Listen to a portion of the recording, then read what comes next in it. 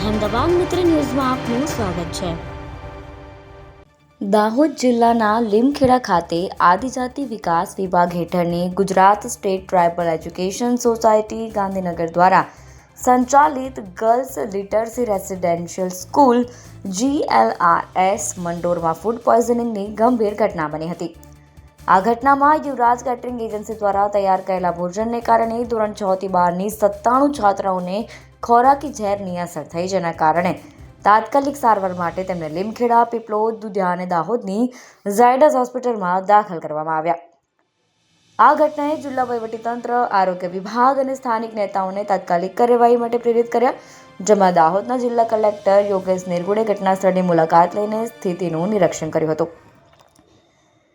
બુધવારે સાંજે GLRS મંડોર ખાતે 370 છાત્રાઓ માટે યુવરાજ કેટરિંગ એજન્સી દ્વારા કઢી, ખીચડી, શાક અને રોટલીનું ભોજન તૈયાર કરવામાં આવ્યું હતું। ભોજન લીધા બાદ રાત્રે 10 વાગે 97 છાત્રાઓને ઉલટી, ગભરામણ અને પેટમાં દુખાવાની ફરિયાદ શરૂ થઈ। ઘટનાની જાણ થતાં જ વહીવટીતંત્ર અને આરોગ્ય વિભાગે તાત્કાલિક પગલાં લીધા।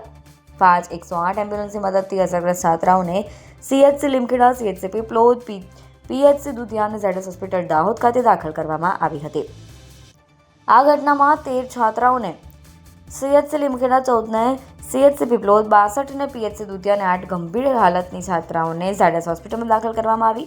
3 ડોક્ટરોની ટીમે હોસ્પિટલમાં રહેતી 370 છાત્રાઓનું સ્ક્રીનિંગ કરીને મેડિકલ તપાસ પૂર્ણ કરીને બાકીની છાત્રાઓમાં ફૂડ પોઈઝનિંગના કોઈ લક્ષણો જણાયા નથી। હાલમાં દાખલ કરાયેલી તમામ છાત્રાઓની તબિયત સ્થિર છે અને તેમને ઓબ્ઝર્વેશન હેઠળ રાખવામાં આવે છે।